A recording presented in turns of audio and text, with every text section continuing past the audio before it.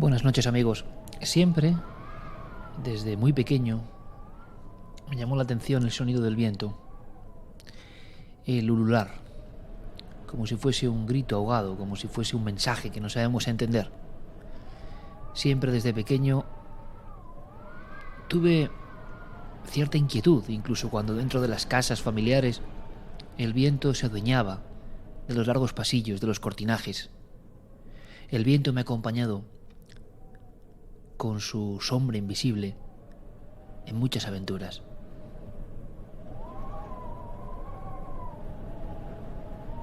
Y yo ahora estoy recordando un coche americano, un viejo Chevrolet, de final de los años 50 y que aún en los 90 prestaba servicio. Motor robusto, evidentemente, de un marrón ya apagado mezclado con el óxido, de los muchos kilómetros a través del desierto del miedo. Un desierto donde el viento es protagonista y donde el misterio también. Y yo quiero recorrerlo esta noche con vosotros.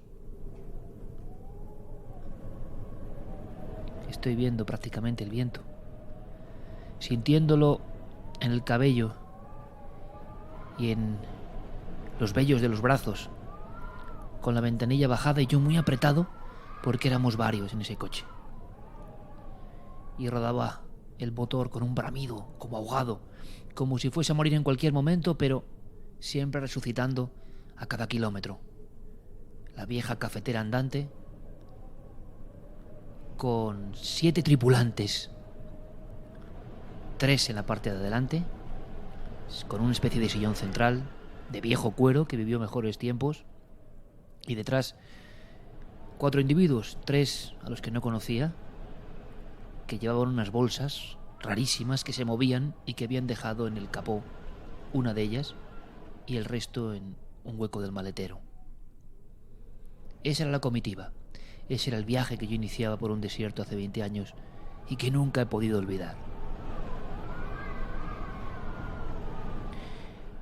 Y a mí, y esto es curioso, siempre me han sentado muy mal las calefacciones, en las casas, en los coches. Soy amigo de ir con la ventanilla bajada, de respirar el aire aunque haga frío, de observar lo que está en el exterior, de ese viaje eterno que es la búsqueda. Por tanto, en el desierto del miedo no podía ser menos. Y entre el volumen de uno de los ocupantes y que yo iba absolutamente apiñado a un lado, prácticamente tenía la cabeza y un brazo sacado. Era de noche y centelleaban las estrellas, estrellas limpias como nunca he vuelto a ver, estrellas como guirnaldas realmente. Y ya hacía frío, siempre hace frío de noche en el desierto del miedo.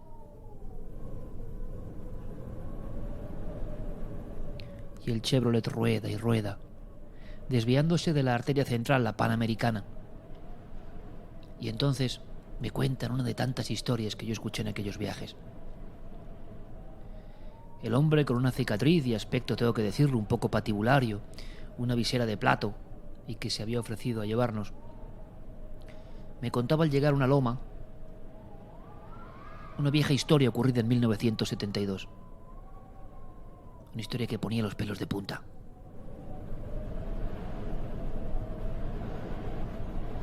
Y ahora la magia de la radio tiene ese poder. Me estoy viendo a mí mismo. Iba yo con una visera, el brazo fuera, tocando con la palma de la mano la puerta vieja y oxidada del Chevrolet.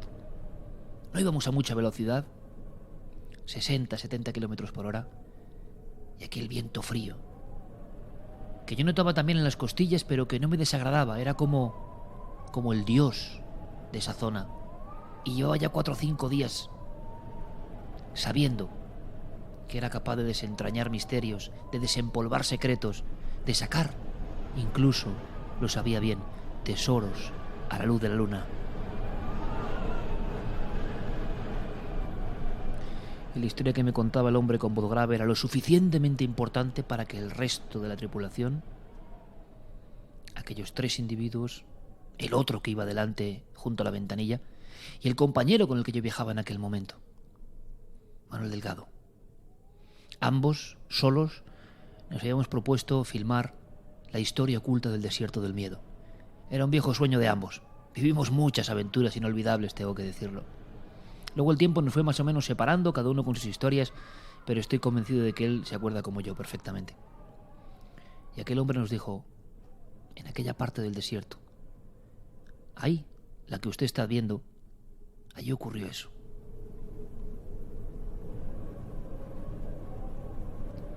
Y se hizo la expectación, que se suele hacer cuando alguien que tiene cierta autoridad habla de un misterio, de un encuentro con lo extraño. En aquellas pampas coloradas del desierto del Perú, en la región panamericana que corresponde al desierto de Cahuache Chaucha o Chauchilla, uno de los lugares más sobrecogedores, quizá el más misterioso y siniestro que yo he visitado, y enigmático. Allí, en ese mismo lugar por el que transitábamos, había ocurrido algo y este hombre lo recordaba porque muchos lo habían contado.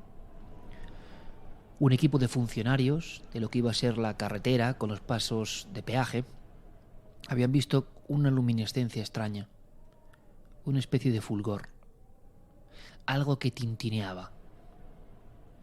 Entonces orillaron su vehículo, hicieron lo que no debía hacerse aparentemente, se arrimaron a un lateral de tierra, todavía era tierra prensada, no había asfalto, y observaron esas llanuras interminables. Esas llanuras, por cierto, marcadas para siempre, desde hace milenios, para los dioses, para que los dioses sepan que en ese trozo de desierto hay un código, una clave, algo encriptado que no sabemos resolver.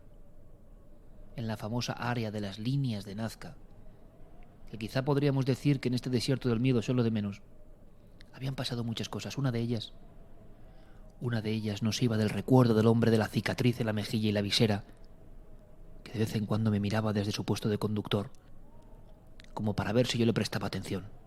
Pero no hacía falta mirarme. Claro que le prestaba atención.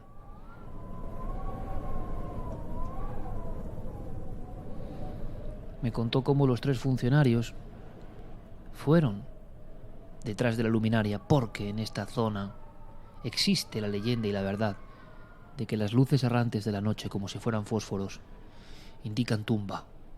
Hay cierta lógica. Indican huesos. Y los huesos a veces son la flecha directa, la rígida flecha ósea para llegar a un tesoro que en ocasiones ha salvado la vida de familias enteras. Y los 3 funcionarios, entre avariciosos, codiciosos y curiosos, fueron avanzando con más frío del que hacía mientras yo escuchaba esta historia. Desierto a través, hacia aquella bombilla. Parecía una pera invertida, señalando algo. Entonces fue cuando vieron al otro, cuando vieron una figura parada, una figura en la que nadie había reparado, un hombre muy alto. Parecía desnudo o un traje que no tenía ningún tipo de señal, de distintivo, de cremallera, de cierre. Era casi como un dibujo. Lo que más les asustó es que no había cara. El cráneo parecía humano, como cualquiera de nosotros. Incluso había un cabello que se movía por el viento. Pero no había ojos, nariz ni boca. Solo piel, blanquecina.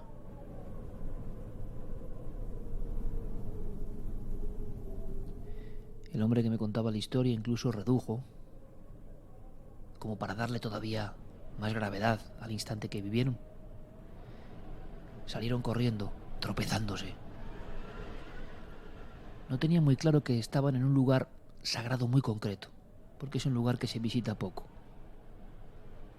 Al mirar hacia atrás vieron que aquel individuo, con movimientos como rectilíneos, propios de una especie de androide más que de un ser humano, se giraba sobre sus talones y iba hacia ellos.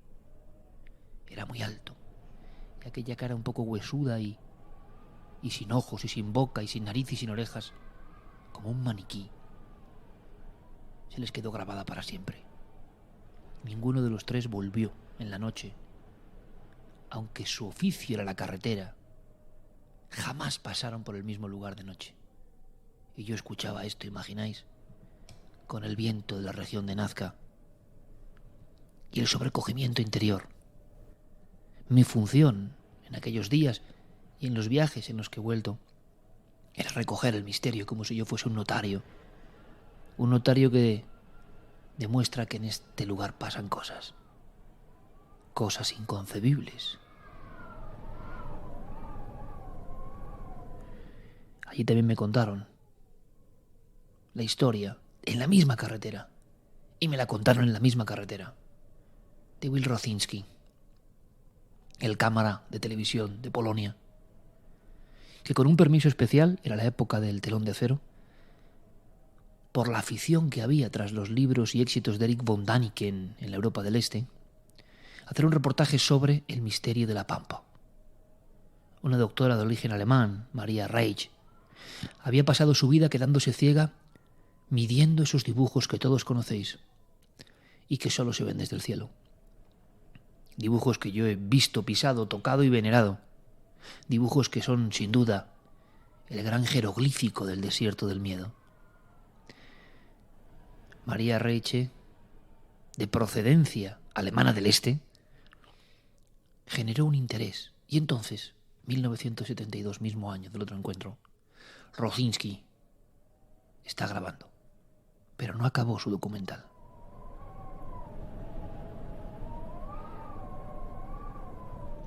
Resulta que una de las noches, en este mismo enclave, el que se extiende hacia una región que los antiguos llamaron Nanazca, lugar de pena y sufrimiento, una noche concreta, en mitad de la vorágine de aquel rodaje con pocos recursos y en una zona donde apenas llegaba el turismo, solo se había oído hablar de las líneas de Nazca en aquel tremendo libro de Erich von Däniken, 1968, Recuerdos del futuro.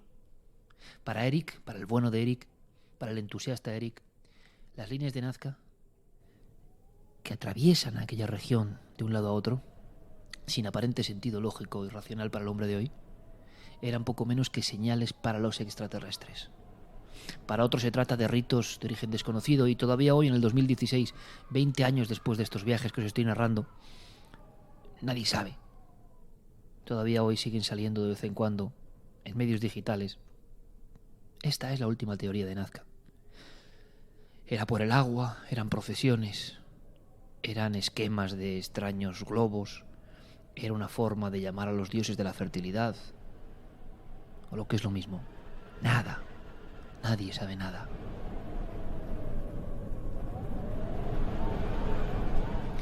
Allí con el viento pegando en el rostro, pie a tierra, otro de aquellos días, me contó un piloto la historia terrible de Rosinski. También vio la luminaria. También vio que salía como de la tierra. También creyó que tenía un documento impresionante y que quizá le daría tiempo a llegar a la pensión en Nazca ciudad, coger los bártulos pesados, las cámaras y regresar, pero quiso asegurarse. Quiso meterse un poco más, dar unos cuantos pasos con sus viejas botas y sus pantalones acampanados dentro del desierto de la muerte. Y lo hizo solo, dejando el viejo coche de alquiler. Quizá tan viejo como en el que iba yo, el Chevrolet Malibu. No debió hacerlo.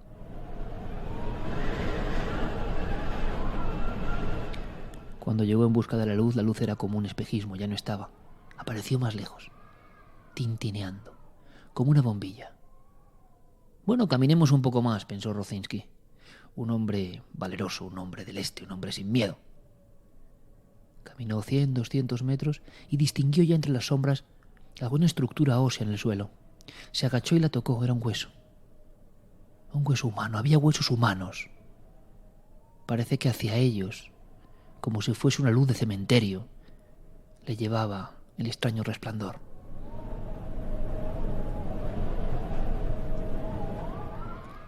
Cuando llegó a una especie de pequeña subida, una duna de arena, como tantas hay en esa región de Ike y de Nazca, sintió que estaba siendo víctima de una extraña broma. Algo le estaba metiendo en el laberinto. El coche, que había dejado con las luces de posición, intermitentes, ya era un débil reflejo allá lejos. Y entonces él dudó. Y justo cuando más intensa era la duda, ¡pim!, otra vez la luminaria. Lo que contó este hombre, año 72, a mí me hiela la sangre. E imaginaos, amigos, es una de las fortunas de ser buscador de lo extraño. Tiene muchos inconvenientes ser buscador de lo extraño, os lo aseguro. Se lo diría a cualquiera que me preguntase por cuál es tu profesión. Pero tiene increíbles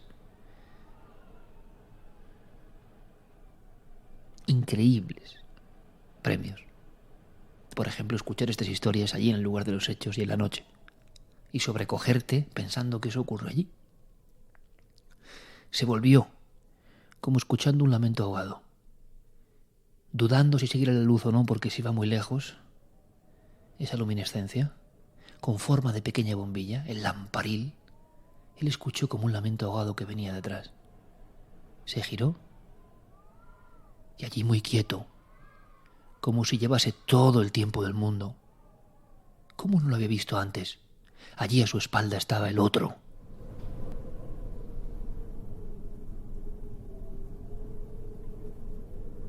¿Cómo describió en mitad del desierto en la noche Rocinski a el otro? Pues de una de las maneras más gráficas, más increíbles, más absurdas seguramente. Soplaba el viento, le movía la camisa de cuadros. Sintió crisparse los músculos. Se quedó rígido. Parecía increíble. Allí había un ser humano, o lo que parecía un ser humano, mirándole. ¿Cómo se había aproximado? ¿Por qué estaba ya tan cerca? ¿Cómo en mitad de la soledad no lo había escuchado? Y entonces lo describió como con un traje oscuro. La cara parecía la de un muerto recién levantado de su propia tumba. Huesudo, los pómulos afilados, el mentón salido hacia afuera. La boca pequeña. La expresión era la de una rata, dijo. Sin ningún pelo. Las orejas algo puntiagudas. Todo el traje era ceñido, sin aberturas, sin distintivos, como un mono, como un traje de buceador. ¿Qué demonios estaba viendo? ¿Quién estaba con él en el desierto y en la noche? Soplaba el viento, pero aquel hombre no se inmutaba. Simplemente lo observaba con unos ojos redondos muy oscuros, como si no hubiese pupila en ellos, o más bien como si el negro de la pupila lo invadiese todo. Tenía las manos pegadas al cuerpo, los dedos largos, los brazos en posición casi de firmes, como si un soldado de otro tiempo se hubiera presentado. Y le miraba, y el silencio. Y en aquel diálogo sin palabras, solo el viento. Entonces Rocinski se fijó en la boca que se entreabría. Él describió que abrió la boca ese individuo y observó como si fueran unos colmillos, 3 dientes muy afilados en la parte de arriba. Y aquel hombre esbozó una especie de sonrisa o quizá mostró como una limaña sus dientes. Rocinski sintió como una especie de descarga eléctrica. Salió corriendo, trompicándose. Miró hacia atrás varias veces. Creía que la vida se le iba por el pecho y la garganta. Era la imagen casi de un vampiro.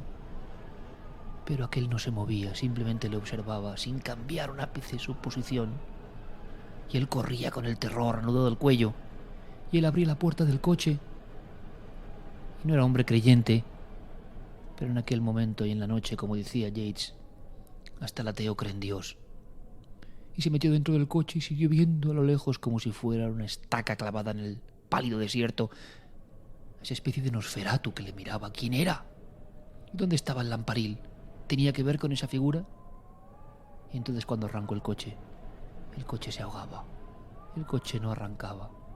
Y cuando el coche no arrancaba, aquel individuo empezaba a girarse lentamente en su dirección.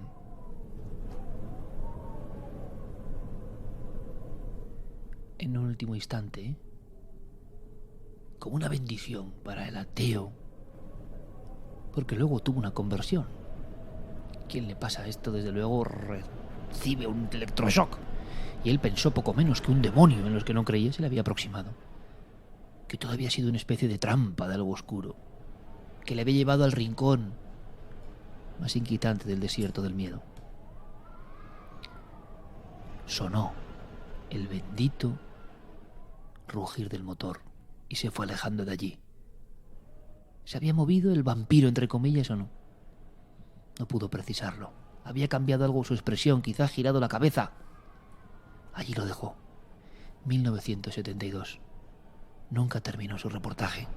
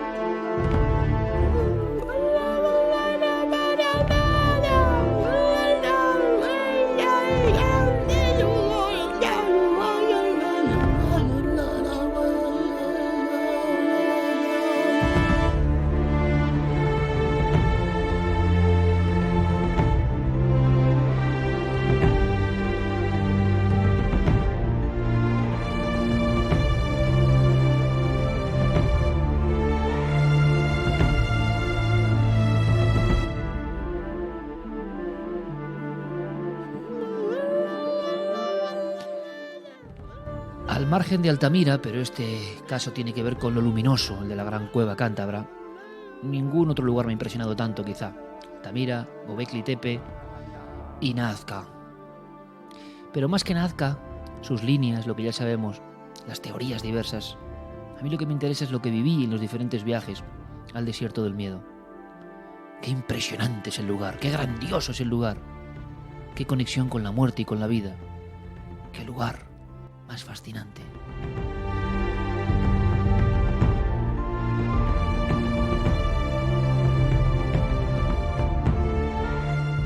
Once años después de este viaje, regresé. Todo había cambiado y nada había cambiado. Me contaron aquel día, me enteré, que una noche, junto a una de las figuras más extrañas, una figura que representa una especie de feto, un feto de ojos grandes, y ahora que lo pienso, cara de vampiro, ¿sí? Nunca se me había ocurrido hasta este momento, es lo que tiene Universo Iker. Pasan estas cosas, se producen estas conexiones. Tengo en mi mano un libro que hice hace casi 20 años, se dice pronto. 18 años, Fronteras de lo Imposible, que hoy prácticamente es inencontrable. Y me estaba fijando en las fotografías que yo hice de las figuras de Nazca. Las líneas son lo de menos, son importantes. Van de algún lugar y se pierden en el infinito. Nadie sabe para qué servían. Dedicaron siglos a hacer eso. No sabemos nada de su cometido, de su funcionalidad, de para quién eran. Pero luego hay figuras, unas que se muestran muchas veces, el mono, la araña, la ballena, el colibrí, quedan hasta bonitas. Otras no son tan bonitas.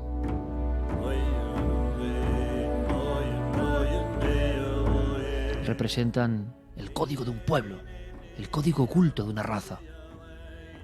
No me cabe la menor duda de que esa raza tuvo una visión muy especial de las deidades. Dedicaron su vida a la conexión.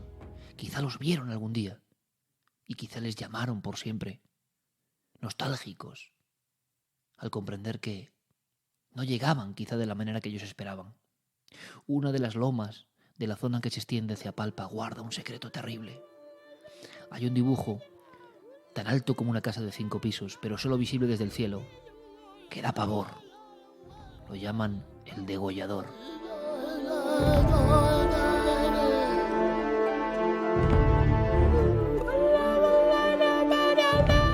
El degollador es una especie de feto, pero con cara amenazante.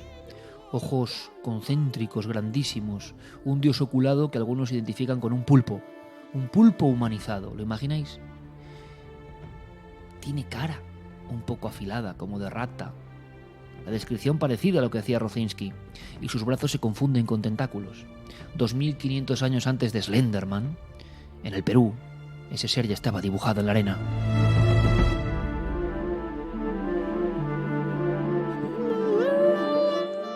Y el dios degollador hace honor a su nombre, degollaba a las víctimas o se degollaba mediante un chamán vestido con máscaras terroríficas a los súbditos.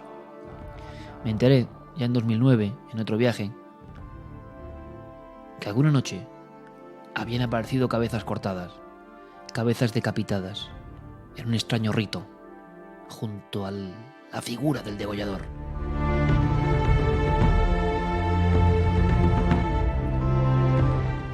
Y en Nazca y alrededores hay que enterarse de las cosas. Me pasó también en 1998. Hay que enterarse casi por susurros. Y alguien me habló de los guardianes de la tradición.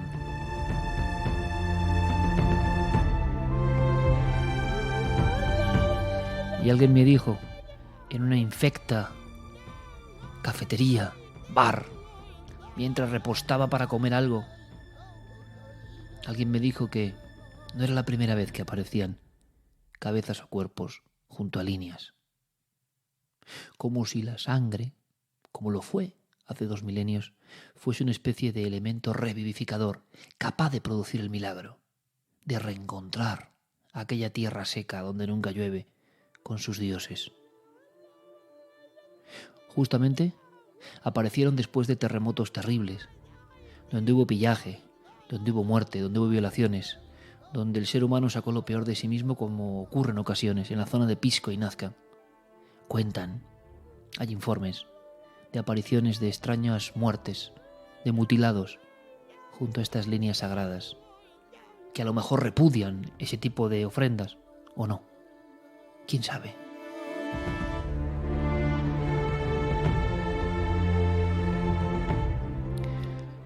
Tengo este libro en las manos. Hacía mucho que no lo leía. La verdad es que yo creo que ningún escritor vuelve a leerse mucho. Estos libros, editados por mis amigos de DAF, son ya prácticamente inencontrables. En la Expo, que ahora iremos a Toledo, gracias amigos de Granada, en la Expo suelen estar. Y es un lugar como para encontrarse con ellos, o incluso en la tienda que tenéis en ikerjimenez.com, que lleva nuestro compañero Juan Villa y Guillermo León. Pero son como pequeñas reliquias. Lo leo simplemente no por nada, sino para que veáis cómo me impactó hace 20 años ese primer encuentro. Lo he leído antes de empezar esta emisión y he vuelto a ver la fotografía, y por eso he pensado en el viento, por eso he pensado en ese aroma del desierto, por eso he pensado en llevaros, aunque sea un rato, a ese desierto del miedo. No sé por qué pensé en las horas que he pasado en mi vida contando historias y vivencias. Son miles de horas, de radio, de televisión. Así que, ¿qué más da? Unas pocas más, ¿no?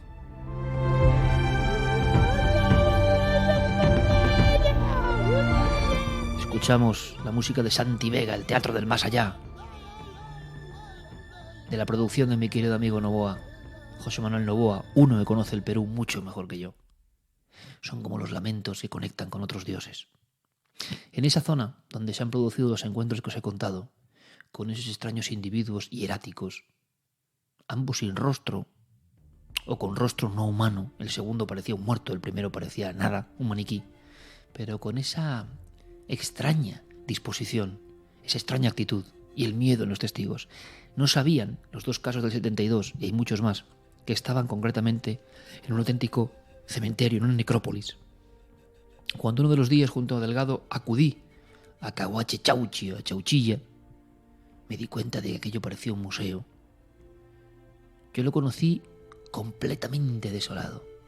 He podido escarbar con mis manos junto al investigador urbano, allí desenfardelando algunas momias. Es impresionante. Recuerdo cuando Urbano y Carmen y yo, en el viaje del 2009, descubrimos una momia semienterrada. Pero esto no es excepcional. Es un desierto preñado de momias muy especiales. Hay algunas que aún tienen el cabello, la boca abierta. Es como un lamento del propio desierto. En el año 98, cuando llegué, no había ningún tipo de indicación. Nadie llegaba hasta allí, era un terreno peligroso. Había huaqueros, de los que ahora hablaremos. Y cómo me impresionó la primera vez que me arrodillé, me acuclillé junto a una figura que parecía casi una chamana, que mantenía su cabellera. Era una calavera limpia y todavía parecía tener cierta majestad, cierta sabiduría. Esto escribí en el capítulo 2 de ese libro, Chauchilla en el desierto del miedo, y decía lo siguiente, y lo suscribo 20 años después. Esa, escribí, debe ser la sonrisa de la muerte.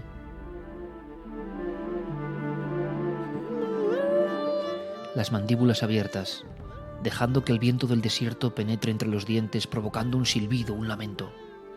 Las cuencas vacías, negras, como si en ellas, hace tanto tiempo, se hubiesen alojado recuerdos y visiones del pasado.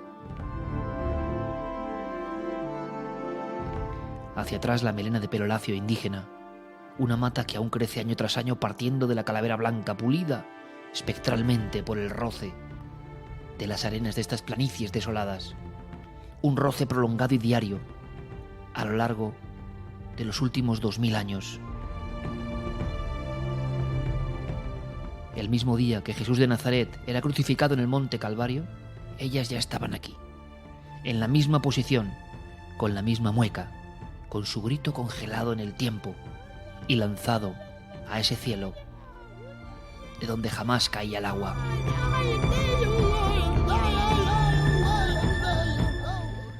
Me contaron en la primera visita que existía una leyenda, que ese cementerio no era casual.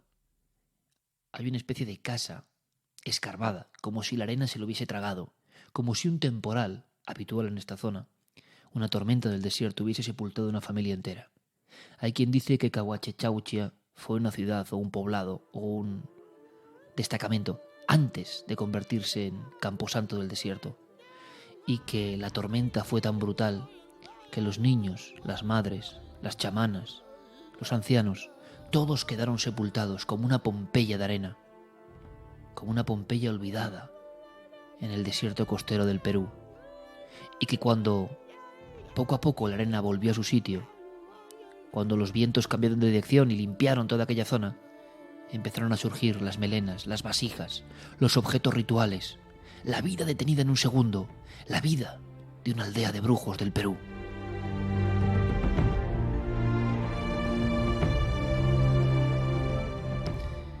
Tiempo después, y junto a Carmen, pude estar con el amigo Orefici. Orefici es el italiano que llevaba ahí 35 años investigando, desde el año 82. Orefici es un hombre que me aseguró que tenía que tirar de metralleta para salvarse de los huaqueros, que en mitad de la noche, en comandas, muchas veces borrachos, haciendo un rito de honor, subían por las lomas, ¿os lo imagináis? Con linternas, vociferando, intentando espantar a los espíritus en los que creen y dispuestos a robar las entrañas de los muertos. Al otro lado, los arqueólogos, con la pistola, el fusil o incluso la ametralladora. Increíble, sí, pero cierto.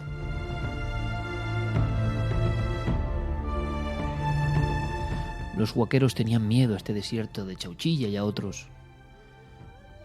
Sacaban los fardos, rompían los esternones, tiraban las calaveras, buscaban el oro.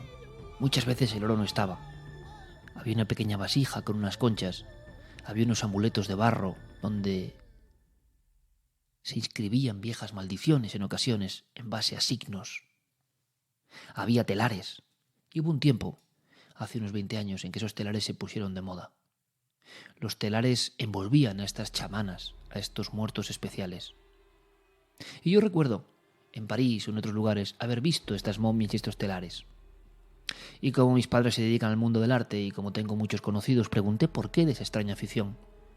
Y lo dije porque yo venía de recorrer durante semanas los desiertos del Perú y de ver incluso el respeto reverencial hasta en los ladrones, que al final robaban, es verdad, que al final tenían 3 o 4 pautas de qué material era el valioso, sin duda el más antiguo, por ejemplo el de las momias Paracas o las momias Paracas cavernas, tenebrosas. Hay que tener respeto para quitarle la calavera con pelo que te mira su ajuar. Los huaqueros, los ladrones de tumbas, tenían 2 códigos. Uno, emborracharse, hacer un juramento secreto. Y 2, qué curioso, seguir la luminaria, seguir la bombillita. La luz del oro le llamaban.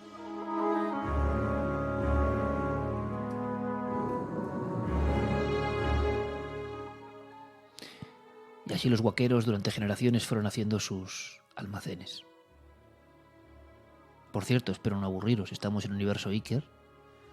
Podéis seguirnos en Universo Iker en Radio Set, en directo, emisión jueves por la noche. Cerca ya de la medianoche, ¿verdad? Y muy a gusto. Uno tiene ya complejo de abuelo cebolleta, tampoco soy tan mayor. Pero sí que revive las experiencias y le anima mucho a uno que otros en diferentes lugares, incluso también en Perú, por supuesto, puedan sentir esa fascinación. El investigador es un alma, yo creo que con cierta sensibilidad, como el escritor, como el pintor, como el cantante, como tantas otras profesiones, e intenta guardar en su retina y en la retina del alma, que es lo más importante, toda la experiencia para que luego reverbere en otros. Ese es el juego. De eso se trata, ¿verdad? Y allí me contaron cómo la trasera de cierto bar, o la casa del boticario, o incluso debajo de la gasolinera, no había un parking, había todo un museo. Yo he visto muchos de estos lugares con las cerámicas.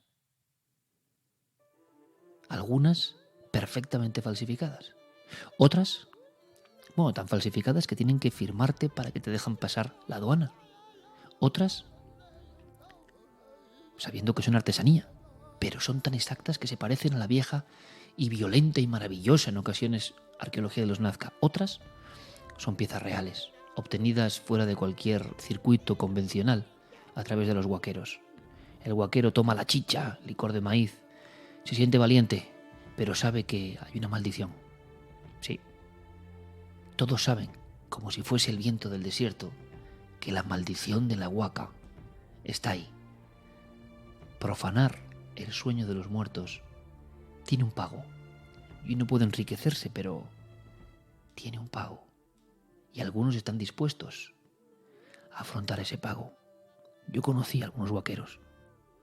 Es un mundo discreto, un mundo secreto. Hay que ir en la noche. Hay que ver la luminaria. Para algunos científicos es el fósforo de los huesos. Una especie de fuego fatuo. Hay que ir con palas. Tienen hasta un golpe maestro para romper el esternón. Y como yo viví todo eso, me extrañó. En las mejores galerías de arte de París, de repente, como os decía, vi los fardos funerarios de las momias paracas. Se pagaban auténticas fortunas. Pero a mí me estremecía aquello, porque yo sabía cómo había sido extraído, en qué desierto concreto, bajo qué premisas. Y aquel fardo arrancado a su propietario parecía un objeto un poco maldito. Luego supe de historias increíbles. Historias como algunos de los padres de la arqueología, como Max Uhle o Julio César Tello, que tras la acumulación, en este caso, de las esporas y hongos que tienen los fardos, de esos microorganismos vivos y latentes, fueron acumulándose en su organismo y acabaron matándole. Hay mucho tabú en torno a la muerte de algunos arqueólogos peruanos que se pasaron meses, años quizá, en estancias pequeñas, desenfardelando como si fueran capas de una cebolla las telas y telas con 2000, 2200 años que habían convertido sus entrañas de textil en una especie de microclima donde nacían hongos, parásitos, de alguna manera desconocidos o mutados, con una fuerza tremenda. Solo a partir de los años 70, 80, se empezaron a poner mascarillas, se empezaron a poner guantes. Hasta entonces era lo bravo, y muchos arqueólogos sufrieron la maldición de la huaca. Otros, y esto me pareció más impresionante todavía, en mis correrías por el desierto de la muerte, no eran arqueólogos que querían estudiar, ¿no? Eran huaqueros, habían hecho fortuna, y caminaban por Pisco, por Palpa, por Nazca. Pero su aspecto era extraño. Esto sí que me impresionó. Me lo contaron varias personas. Me decían, por ahí va don Wenceslao. Elegante, con su traje perfectamente planchado, incluso a veces una flor en el ojal, como un hombre de otro tiempo, demostrando que el desierto le había dado su secreto, había podido prosperar, quizá el oro, la plata, pero el oro y la plata de los muertos.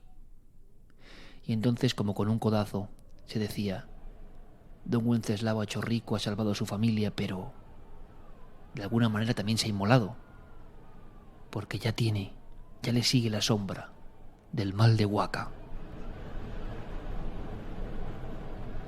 ¿Y cómo es el mal de Huaca?, le preguntaba yo al arqueólogo Alberto Urbano, en el mismísimo desierto con el viento de Chauchilla en la cara. Y me decía: es muy fácil. De pronto, la cara es un reflejo de la muerte. De pronto el mentón huesudo y saliente, de pronto los pómulos afilados, de pronto los ojos muy negros y hundidos, de pronto una expresión que parece un vampiro, un auténtico vampiro, un vampiro real. Y me acordé del caso del cámara polaco y de tantos otros, que intentando seguir la luz se encontraban, quién sabe si con la imagen de otros que robaron, o quién sabe, lo dicen allí, si con almas condenadas, como si fuese el viejo Egipto y el Ba estuviese con el mismo rostro del muerto vagando junto a la tumba, junto al sepulcro. Quién sabe si alguien ajeno, siguiendo la extraña luminaria, observó a personas que habían robado tiempo atrás y que vagaban ahí hasta que alguien les liberase de su embrujo.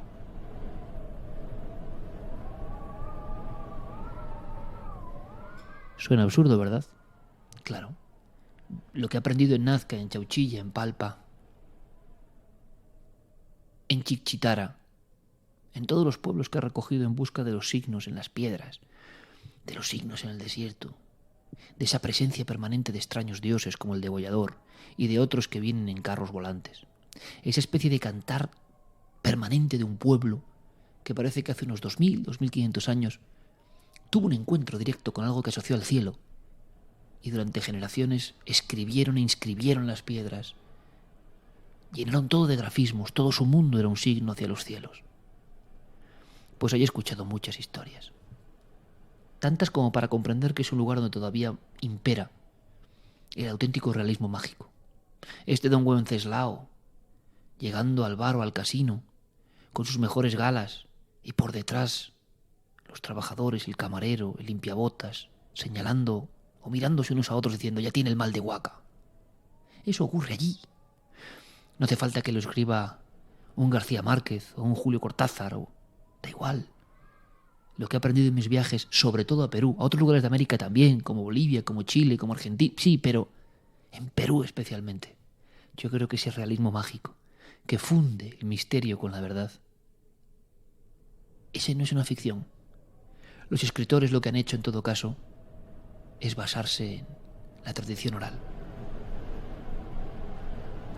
Me contaba en uno de los primeros viajes Aníbal Nakami, también funcionario del peaje de la Panamericana, como un día, yendo por la carretera entonces 435, se da cuenta de que hay una especie de resplandor, pero que sale del suelo.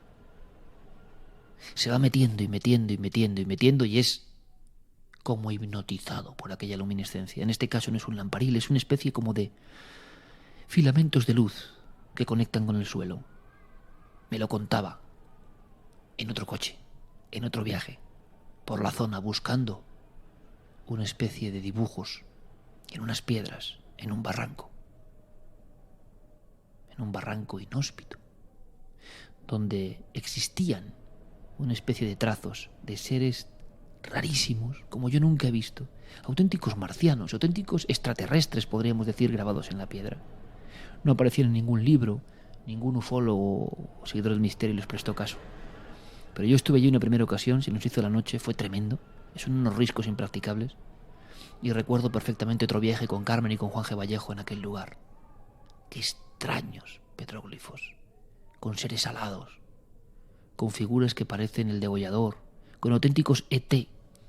Hay una figura de 41 metros, fotografiada por mi amigo Eduardo Herrán, piloto eterno de las líneas de Nazca, y que le llamaron ET porque tiene dos grandes ojos globulares, dos antenas que salen de la cabeza, las manos son pinzas. Lleva ahí más años de los que podemos imaginar, más de 2000. ¿Por qué lo dibujaron? ¿Qué pasa en esa zona? Aníbal Nakami sabía de estas historias. Pero es como el embrujo de un oasis o de un espejismo. Se bajó del coche, sin dudarlo, y siguió aquella luminiscencia, siguió aquella luz, fue caminando. Y entonces me contó aterrorizado que se dio cuenta que estaba en el cementerio de Chauchilla, de las momias, la leyenda de la familia entera sepultada por la arena, la momia de la chamana, con sus cabellos en el viento, las bocas abiertas desdentadas como emitiendo un grito, los huesos que a veces casi parecen formar palabras, frases en la arena. Yo me encontré uno cayendo la noche que decía Tanulu, pero que no le había puesto nadie, simplemente la casualidad del viento, ese viento capaz de dibujar letras. Aníbal siguió y siguió y siguió y me contó algo sorprendente. Llegó a ver las figuras, llegó a ver marcándose la anatomía de estas momias, hinchadas por debajo por los fardos que aún no han respetado. Me sorprendió mucho que los huaqueros en este lugar habían respetado figuras. Quizá no había nada de valor material, o quizá el respeto a los chamanes, a sus vasijas, era demasiado. Era fácil, era llegar hasta ahí y llevarse una momia si uno quiere. Pero estaban invioladas. Parecían intocables. Aníbal se acercó un poco y llegó a observar los cráneos, me dijo, de las momias. Completamente pelados algunos, esqueletizados. No llevaba linterna. Estaba de noche. Y entonces vio que la luz salía de las huacas, que aquella luminiscencia salía de debajo de la tierra, que aquellos chorros luminescentes salían de las propias momias, como un torbellino. Y entonces tuvo miedo. Y entonces corrió, como tantos otros. Y entonces vio aquellos focos de luz que se desplazaban, como si fueran algo natural, algo vivo, algo que tiene que ver con aquellos muertos, sepultados o no, con su secreto. Y entonces corrió hasta el coche, y como si la maquinaria del vehículo, como en los otros casos, hubiese sido afectada por estas luminarias, también se ahogaba. Y me contó como 3, 4, 5 veces arrancó, viendo aquella especie de danza de luces que se iban aproximando al cristal de atrás. Aquellas luces le siguieron durante por lo menos 1,5 kilómetros hasta volver al camino. Y allí estaban. Existe otro cementerio de cruces en la esquina. Y allí rondaban aquellas luces, donde no hay electricidad ninguna, y se aproximaban a su coche. Y notaba cómo clareaba la noche en la parte trasera de su coche. Y arrancó en el último segundo, y me prometió Aníbal Nakami que jamás había vuelto.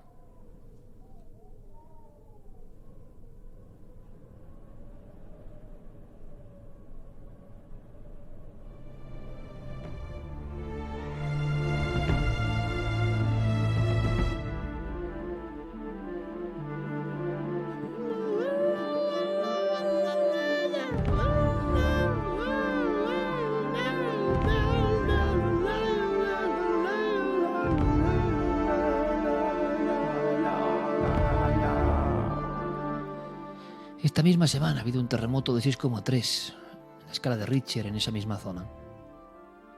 Por fortuna parece que el desierto ha aguantado, un desierto acostumbrado a estas vicisitudes. He vivido yo muchas aventuras en esa zona, muchas. Tendríamos para varios programas, desde luego. Pero el desierto de la muerte, el desierto concreto, me llamó siempre la atención. Un arqueólogo me dijo que algunas de las líneas de Nazca, algunas de las más importantes, señalan este lugar.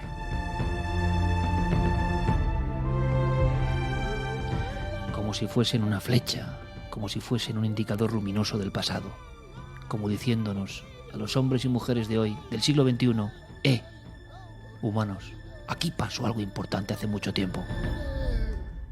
Pero ¿quién puede descubrirlo? ¿Pero quién puede saber? Allí vimos la momia de lo que parecía un niño con su fardo y la desenterramos durante un rato mientras nuestro compañero Marcos Macarro, al que mando un gran abrazo, nos filmaba. Allí sentimos que todo era posible. Allí en un hotel nos despertamos por las ametralladoras, no de los huaqueros, sino de el servicio de seguridad en una noche terrible. Noche de cristales rotos y disparos. Allí entré yo en una farmacia y todo había cambiado. Me dijo la farmacéutica del pequeño establecimiento: por favor, esto era el 2009, no salga de esta calle, no se le ocurra salir de esta calle.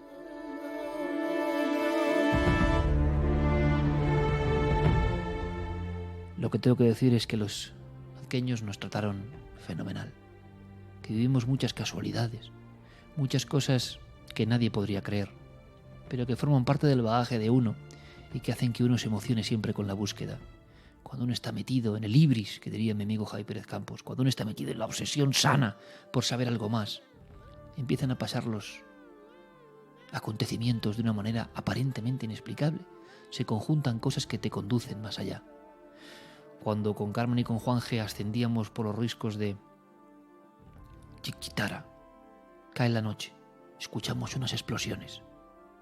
Yo pensaba que todas aquellas rocas impresionantes e imponentes que estaban sobre nuestras cabezas se nos venían encima.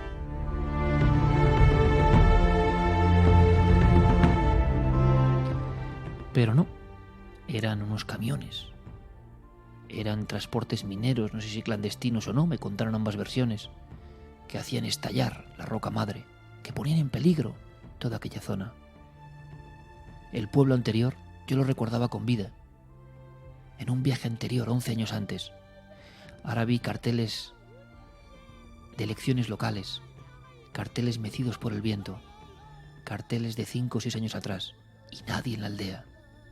Una aldea muerta como único saludo antes de los enigmáticos dibujos, como si en cierto momento todo el mundo de ese lugar que yo vi con vida años antes, todo el mundo se hubiera marchado al mismo tiempo.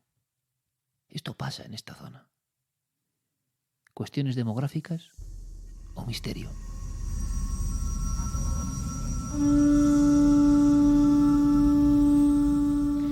Recuerdo que hubo varias explosiones y que Carmen y yo bajábamos después de fotografiar una de las figuras más tremendas. Son dos, ¿cómo lo llamaría yo? Dos auténticos seres que parecen de otro mundo, que nos miran de debajo de la roca, grabados hace quizá 8.000 años. Madre mía. De las primeras poblaciones, quizá, de esa zona de América. Y lo primero que hicieron antes de grabarlo en la arena es grabarlo en la piedra. ¿Por qué esa obsesión con los que llegaron del cielo? ¿Por qué esa especie de pasión por rememorar un encuentro que hoy parece imposible? ¿O no es imposible? Desde luego hay guardianes de la tradición o seguidores de la tradición que de vez en cuando en una locura creen que con la sangre o con algún rito se puede volver. Pero parece difícil. Aquellos dioses esquivos llegaron en cierto momento y luego se marcharon. Y quedó la melancolía, y quedó la nostalgia, y quedó el anhelo de volver a contactar. Yo creo que esa es la historia del desierto. El desierto del miedo es un lugar árido que un día quizá vio a los dioses. Allí quedó esa potente idea. Irreemplazable, inolvidable por las generaciones. Recuerdo perfectamente que visitamos una región llamada Cahuachi. Ningún equipo español había grabado allí.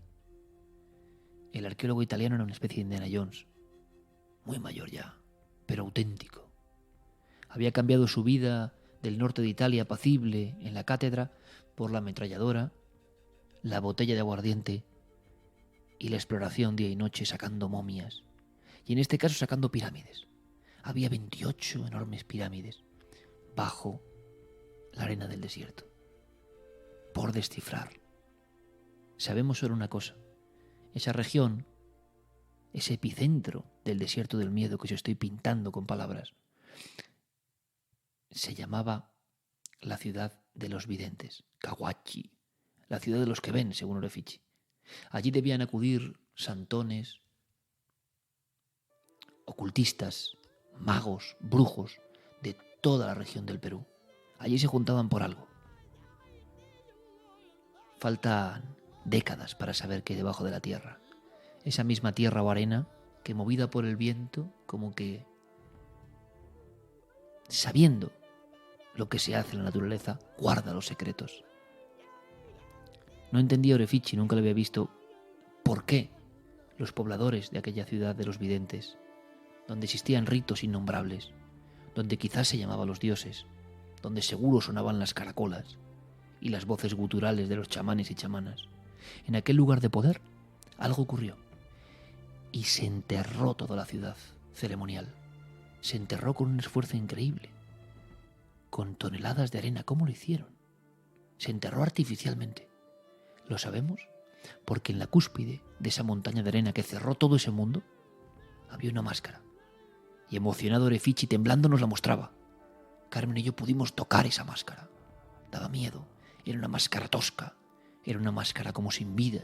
Era una especie de maniquí de otro tiempo. ¿Quién sabe si uno de esos visitantes que de vez en cuando rondan este desierto?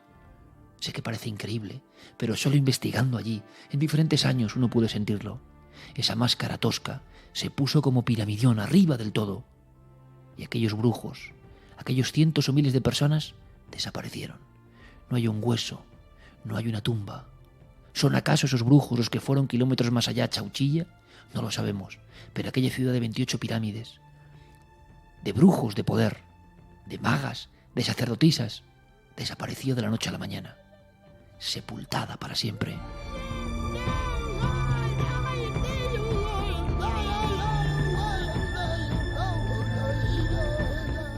Así que, como comprenderéis, ese viento del desierto ha sido siempre compañero. Ese viento ha sido siempre sombra. Me ha llevado de un lado a otro por estas regiones y lo he agradecido. Ha sido compañero que me avisaba. Ha sido entidad sobrecogedora. Escuché muchas historias a la luz de la luna en esta región de Nazca, que para mí es la favorita. Por lo transformador e iluminador, Altamira sin duda alguna. Seguramente después vendría Nazca. Y a la par, Obekli. Pero Nazca, son tantas las vivencias, tanta la magia. Tocar esos huesos, esa melena, al viento de una momia, de una bruja de hace 2000 años. Ver los enseres. Ver cómo se habla con naturalidad de encuentros extraños junto a las líneas. Esas líneas que impacto. Cuando el piloto Luis Prieto Mugaburu me dijo: mira Iker, mira ahí, la primera vez que vi a esa figura gigantesca de varias decenas de metros en una loma que se llama el Astronauta. O tiempo después, cuando pude en helicóptero sobrevolar la zona de Palpa. Si queréis ver las imágenes de todo esto, en Cuarto Milenio hicimos unos reportajes que, por cierto, fueron nombrados los mejores reportajes que hemos hecho en Cuarto Milenio después de los 200 primeros programas. Si ponéis Nazca y Cuarto Milenio, es fácil de buscar. Porque estas palabras en la noche no pueden competir en este caso con la imagen. Porque allá abajo estaban las criaturas increíbles, cerros enteros con seres impresionantes que parecen dibujos de monstruos, de pesadilla o extraterrestres, quién sabe. Pero es como si aquella gente, antes del nacimiento de Cristo, dibujase todo el desierto, con técnicas aún no del todo detalladas, porque hay diferentes, y nos dejaron un mapa único. No hay casos parecidos, desde luego, ni tan espectaculares. ¿Qué pasó en este desierto? Quizá nunca lo sepamos. Pero ese viento ha sabido muy bien guardar los secretos. Ha sabido sepultar ciudades enteras donde había cosas que quizá los seres humanos no podemos saber. Hay secretos todavía bajo toneladas de arena fina. La duna más grande del mundo está ahí, en Ica. Y luego pienso que ese mismo viento, ¿qué tendrá ese dios del viento? Ha respetado perfectamente a líneas. Uno es una especie de gran babosa o entidad informe, pero de la que salen dos manos alucinantes. Y todas las figuras con 4 dedos. Todas las figuras con un dedo amputado. Nos están hablando de un viejo rito, de un rito de iniciación. Todas las figuras extrañas, incluso las que saludan a los cielos, todas con 4 dedos. Como una especie de señal que solo los dioses conocen. Este es el desierto también de los dioses, desde luego. Pero sobre todo, al menos para mí, fue el desierto del miedo. ¿Habrán seguido los guardianes de la tradición, inmolando de vez en cuando algún infortunado, queriendo volver a conectar con esos dioses? Hay más partes del mundo, porque en Chile he podido rodar también figuras parecidas, como el gigante robot de Atacama, el gigante del Cerro Unita, que es una de las cosas más impresionantes que yo he visto en mi vida. de más de 120 metros de alto, si no recuerdo mal. Imposible de ver más que desde el aire. ¿Quién veía desde el aire hace 2000 años? ¿Qué sentido tiene todo esto? Es como si una grieta se hiciera entre lo posible y lo ficticio. Con este viento escuché historias increíbles. Y este viento nos transporta hacia futuras investigaciones. En el universo Iker, a veces yo pretendo simplemente que viajéis con la mente, que es una poderosa herramienta.